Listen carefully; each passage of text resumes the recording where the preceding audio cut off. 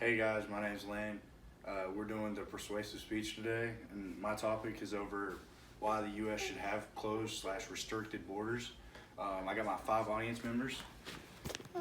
Starting over here, I got Bubby, I got Cameron, I got Dee Dee and Gabby, and I got Savannah and my mom. Like I said, we're doing over why the U.S. should have restricted borders. For decades, the debate on border control has been at the center of politicians' agenda. Um, Many politicians have adopted expanding the fight against the illegal immigration, with U.S.-Mexico border being the main topic. It is estimated that U.S. already has approximately 10 million illegal immigrants, and a failure to restrict the border access to keep illegal immigrants from coming in will result in U.S. citizens having higher taxes, the cost of living being more extensive, and then the search for jobs for U.S. citizens not being as easy. We got a little bit of background information on the U.S. border. The U.S.-Mexico border stretches across 4 different states: Texas, New Mexico, Arizona, and California, and it's about 2,000 miles altogether. Some parts of the border wall has been secured by wall or fencing, but that is from way back when, so a bunch of the fencing and the walling is out of date.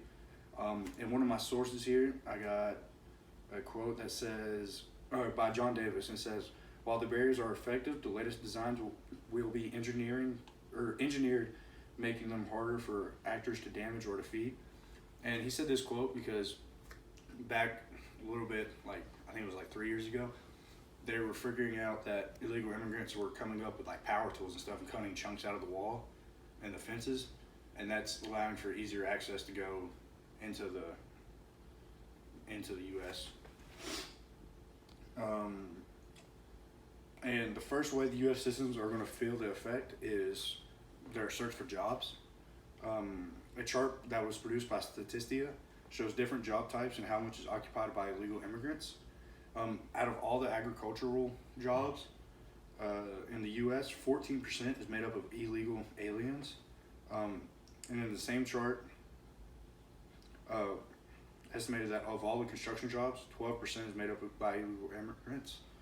And there was 13 categories on the chart, and 6 of those categories were over 5% for illegal immigrants. These percentages may seem a little bit low, but when you look at how many agricultural jobs there's about 22.2 million from USDA, and if you multiply that by 14%, you get 3.1 million jobs that are occupied by illegal immigrants, and that is jobs that they've taken from U.S. citizens, to where those U.S. citizens are out of a job and they don't have enough to provide for their family. The second way is by having higher taxes, that U.S. citizens will feel the repercussions. It is estimated that immigrants pay $1.13 trillion in income taxes. That's also from Statistia. That may seem like a lot, but if you divide that by the amount of illegal immigrants, which is 10 million, you get that the average illegal immigrant pays $113 in income tax, whereas the U.S. citizen, the average is $15,000 in a year. And I got that from Canuva. Illegal immigrants affect U.S. by also increasing the cost of living.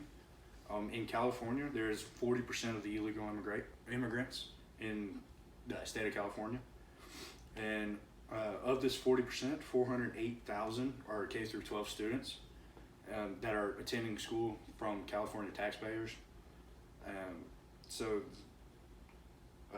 That is about 96,000 illegal immigrant births that are also in California, and California residents pay for that as well through taxes.